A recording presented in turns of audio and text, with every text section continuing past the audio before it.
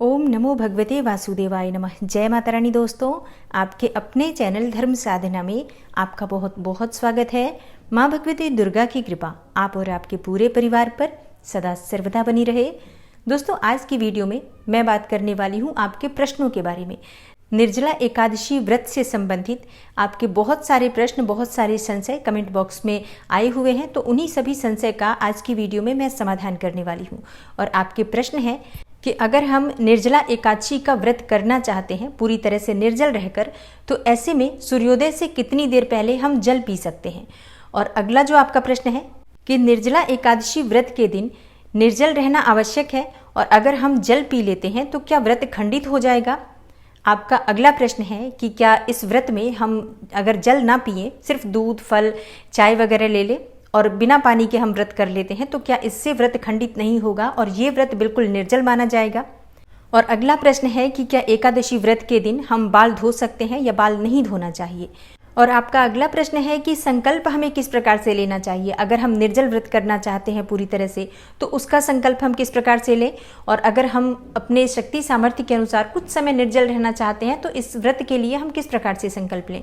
मतलब निर्जला एकादशी व्रत का संकल्प हमें किस प्रकार से लेना चाहिए।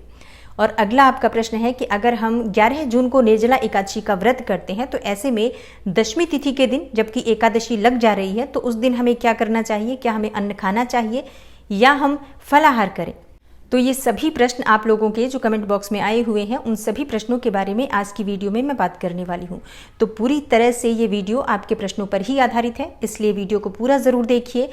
और अगर आपको आज की वीडियो अच्छी लगती है तो वीडियो को लाइक भी ज़रूर करें, और ज़्यादा से ज़्यादा इस वीडियो को अपने फैमिली फ्रेंड्स के साथ शेयर कीजिए। चैनल पर पहली बार आए हैं, अगर अभी तक आपने चैनल को सब्सक्राइब नहीं किया है, तो आज की वीडियो अगर आपको अच्छी लगती है तो चैनल को सब्सक्राइब ज़रूर कर लीजिए और बेल बटन को भी प्रेस कर लीजिए।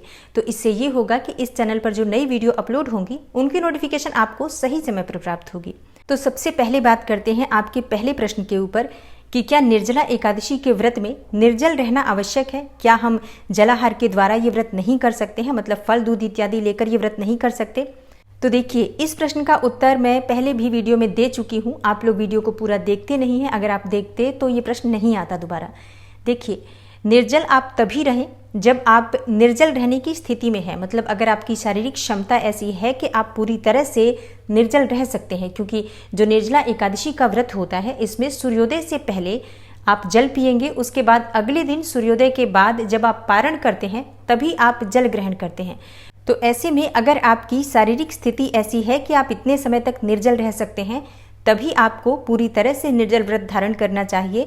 और अगर आप बिल्कुल समर्थ नहीं है निर्जल व्रत धारण करने में, तो ऐसे में आप फल ले सकते हैं, दूध ले सकते हैं, जूस ले सकते हैं, जल पी सकते हैं, मतलब जलीय पदार्थ लेकर आप ये व्रत धारण कर सकते हैं। और जो भक्त जलाहार के द्वारा भी व्रत रखने में समर्थ नहीं है, वो फलाहार से भी व्रत कर सकते हैं, मतलब फल खा सकते हैं। मतलब ये आवश्यक नहीं है कि आपको निर्जल ही व्रत धारण करना है। ये पूरी तरह से आपकी इच्छा पर, आपकी शारीरिक क्षमता पर निर्भर करता है। अगर आप व्रत रख सकते हैं तो ज़रूर आप निर्जल रहें, नहीं तो आप फलाहार, जलाहार के द्वारा भी ये व्रत रख सकते हैं। और अब आपका अगला प्रश्न है कि हमें सूर्योदय से कितनी देर पहले जल पीना चाहिए अगर हम पूरी तरह से निर्जल व्रत करना चाहते हैं। तो देखिए, अगर आप निर्जला एकादशी का व्रत पूरी तरह से निर्जल रहकर धारण करना चाहते हैं, तो ऐसे में आपको एकादशी के दिन सूर्योदय से 1 घंटे पहले जल पी लेना चाहिए। मतलब अगर सूर्योदय अभी हो रहा है 5:25 के आसपास, तो आपको सुबह 4 बजे के आसपास जल पी लेना चाहिए। उसके बाद आपको जल ग्रहण नहीं करना चाहिए। मन में संकल्प ले लीजिए कि इस समय से आप पूरी तरह से निर्जल रहकर इस एकादशी व्रत का पालन करेंगे। और अब बात करते हैं कि व्रत का संकल्प किस प्रकार से लेना चाहिए। देखिए, व्रत का संकल्प लेने के लिए सबसे पहले भगवान श्री हरिविष्णु की जब हम पूजा आराधना करते हैं, तो इसमें भगवान श्री हरिविष्णु के सामने शुद्ध घी का दीपक प्रज्वलित करना चाहिए। उसके बाद अपने दाहिने हाथ में थोड़ा सा जल ले लीजिए। उसके बाद अपने दाहिने हाथ में थोड़ा सा आपको पुष्प लेना है। अक्षत का प्रयोग हम नहीं करते हैं, इसलिए सफ़ेद तिल ले लीजिए। और आप 1 रुपये या 5 रुपये, 10 रुपये का एक सिक्का ले लीजिए। उसके बाद भगवान श्री हरिविष्णु को साक्षी मानकर जिस भी प्रकार से आप व्रत धारण करना चाहते हैं, जैसे कि मान लीजिए आप पूरी तरह से निर्जल व्रत धारण करना चाहते हैं, तो आप भगवान श्री हरिविष्णु के सामने संकल्प लीजिए कि आप पूरी तरह से निर्जल निराहार रहकर एकादशी के सूर्योदय से द्वादशी के सूर्योदय तक निर्जला एकादशी व्रत का पालन करेंगे। और भगवान श्री हरिविष्णु से प्रार्थना कीजिए कि व्रत को पूर्ण करने में आप हमारी मदद कीजिए। व्रत में, पूजा पाठ में किसी भी प्रकार की भूल चूक हो जाए तो इसके लिए भगवान श्री विष्णु से क्षमा प्रार्थना कर लीजिए। और हाँ, संकल्प लेते समय सबसे पहले अपना नाम बोलना चाहिए, गोत्र बोलना चाहिए, स्थान का नाम बोलना चाहिए, उसके बाद ही अपने व्रत का संकल्प लेना चाहिए। और अगर आप पूरी तरह से निर्जल व्रत नहीं धारण करना चाहते हैं, लेकिन प्रयास करना चाहते हैं कि जितने समय तक आप निर्जल रह सकें उतने समय तक निर्जल रहेंगे, उसके बाद आप निर्जल व्रत रहने में समर्थ नहीं होंगे, तभी आप जल पिएंगे, तो इसके लिए भी आप उसी प्रकार से संकल्प लेंगे। संकल्प की विधि बिल्कुल वही होगी। अपने दाहिने हाथ में आप जल, पुष्प और सिक्का लेंगे और तिल लेंगे। उसके बाद से अपना नाम, गोत्र और स्थान का नाम बोलकर आप संकल्प लेंगे कि यथासंभव आप इस व्रत को निर्जल रहने का प्रयास करेंगे। मतलब जितना समय भी आपसे निर्जल रहा जाएगा उतने समय आप निर्जल रहने का पूरी तरह से प्रयास करेंगे। इस प्रकार से भगवान श्री विष्णु के सामने आप व्रत का संकल्प ले लीजिए, तो इससे आपको व्रत का नियम पालन करने में आसानी होगी। आपको व्रत खंडित होने का दोष नहीं लगता है। अगर आप बीच में जल पी लेते हैं तो आपको व्रत खंडित होने का दोष नहीं लगता है। बस इस बात का ध्यान रखना चाहिए। अगर हम व्रत रखने में पूरी तरह से निर्जल रहने में समर्थ हैं, तभी हमें सुबह निर्जल रहने का पूरी तरह से संकल्प लेना चाहिए। और अब बात करते हैं आपके अगले प्रश्न के बारे में कि क्या हम जल ना पिएं और सिर्फ दूध, फल, चाय इत्यादि ले लें तो क्या इससे व्रत हमारा निर्जल माना जाएगा? क्या ये व्रत खंडित नहीं माना जाएगा? देखिए, निर्जला एकादशी का मतलब होता है पूरी तरह से निर्जल, निराहार रहकर हम इस व्रत का पालन करेंगे। मतलब जो वर्ष भर की बाकी एकादशी होती हैं उन एकादशियों में हम फलाहार करते हैं, लेकिन निर्जला एकादशी में हम जल की एक बूंद तक ग्रहण नहीं करते हैं, फलाहार भी नहीं लेते और जल भी नहीं पीते हैं। मतलब पूरी तरह से निर्जल और निराहार रहकर जब हम निर्जला एकादशी व्रत का पालन करते हैं तभी हमें निर्जला एकादशी के व्रत का पूर्ण फल प्राप्त होता है। तो निर्जला एकादशी का मतलब ये नहीं होता है कि आप सिर्फ जल नहीं पिएंगे, बाकी की सभी चीज़ें खा सकते हैं, पी सकते हैं और आपका व्रत निर्जल माना जाएगा। ऐसा बिल्कुल भी नहीं है। जब निर्जला एकादशी का व्रत संकल्प आप लेंगे तब आप एक बूंद जल की भी ग्रहण नहीं करेंगे और बाकी चीज़ें तो आप बिल्कुल भी नहीं खा सकते हैं। तो इस बात का ध्यान रखिए। बहुत से लोग इस तरह का प्रश्न कर रहे हैं, तो मैंने इस प्रश्न को शामिल किया। और आपका अगला प्रश्न भी कुछ इसी प्रकार का है कि अगर हम व्रत में दूध, फल, चाय ले सकते हैं तो क्या जल नहीं पी सकते, मतलब पानी नहीं पी सकते? जी बिल्कुल पी सकते हैं। अगर आपने दूध ले लिया, फल ले लिया, चाय पी रहे हैं, जूस पी रहे हैं, फिर आप जल क्यों नहीं पी सकते? बिल्कुल आप जल पी सकते हैं। और इस तरह से जलीय पदार्थ पर जो भी भक्त व्रत धारण कर रहे हैं तो इसे जलाहार व्रत कहा जाता है।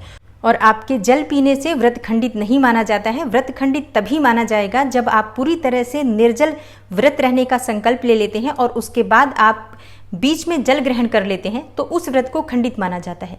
इसलिए कह रही हूँ कि जब आप पूरी तरह से निर्जल रहने में समर्थ नहीं हैं तो जब आप संकल्प लेते हैं तो यथासंभव निर्जल रहने का प्रयास करेंगे। इस प्रकार से भगवान श्री हरि विष्णु के सामने आप निर्जला एकादशी व्रत का संकल्प लीजिए। और आपका अगला प्रश्न है कि व्रत में बाल धोना चाहिए या नहीं धोना चाहिए। देखिए, एकादशी का व्रत अगर आप धारण कर रहे हैं तो आपको बाल नहीं धोना चाहिए। मतलब जिस दिन आप एकादशी का व्रत करेंगे उस दिन आप बाल नहीं धोएंगे। तो एकादशी व्रत करने से एक दिन पहले ही बाल धो लेना चाहिए। और आपका अगला प्रश्न है कि जो भक्त 11 जून को व्रत धारण करेंगे निर्जला एकादशी का, तो 10 जून को क्या उन्हें फलाहार करना चाहिए क्योंकि एकादशी की तिथि उसी दिन लग जा रही है? नहीं। देखिए, अगर आप 11 जून को एकादशी का व्रत कर रहे हैं तो 10 जून को आप दशमी के नियम का पालन करेंगे। मतलब आप अन्न का सेवन कर सकते हैं, लेकिन सात्विक भोजन लेते हुए आप दशमी के नियम का पालन कीजिए। और 11 जून को आप जिस भी प्रकार से व्रत धारण करना चाहते हैं व्रत कर सकते हैं। लेकिन कई भक्तों के प्रश्न आए हैं कि वो 10 जून को भी फलाहार के द्वारा व्रत करना चाहते हैं और फिर 11 जून को निर्जल व्रत करना चाहते हैं। क्या वो कर सकते हैं? जी हाँ, बिल्कुल कर सकते हैं।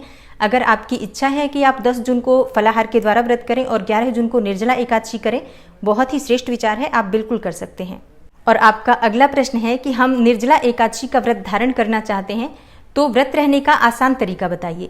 देखिए, अगर आप निर्जला एकादशी का व्रत पूरी तरह से निर्जल रहना चाहते हैं तो इसके लिए आपको एक दिन पहले से ही कुछ बहुत ज़रूरी नियम का पालन करना होगा।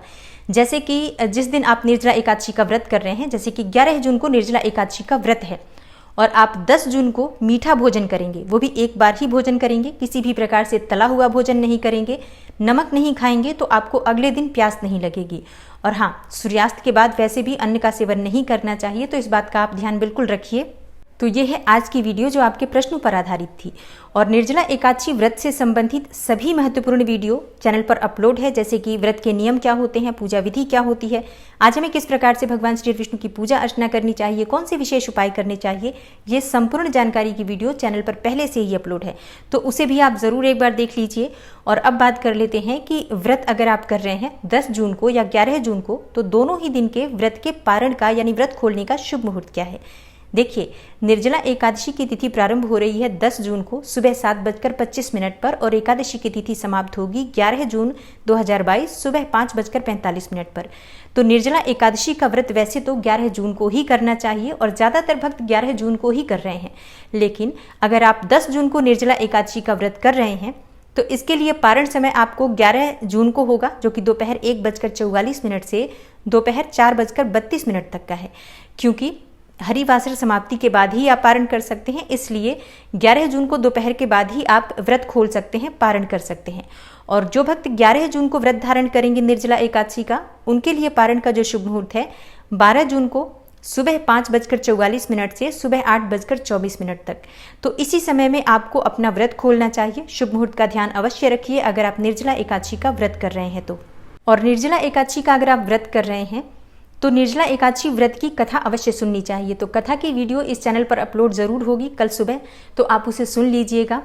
और आशा करती हूँ कि आज की वीडियो से आपको लाभ अवश्य होगा। अगर आपको आज की वीडियो अच्छी लगी हो, थोड़ी सी भी आपके लिए हेल्पफुल हो, तो वीडियो को लाइक ज़रूर कीजिए और ज़्यादा से ज़्यादा इस वीडियो को अपने फैमिली फ्रेंड्स के साथ शेयर कीजिए, ताकि दूसरे लोगों को भी इस वीडियो का लाभ प्राप्त हो।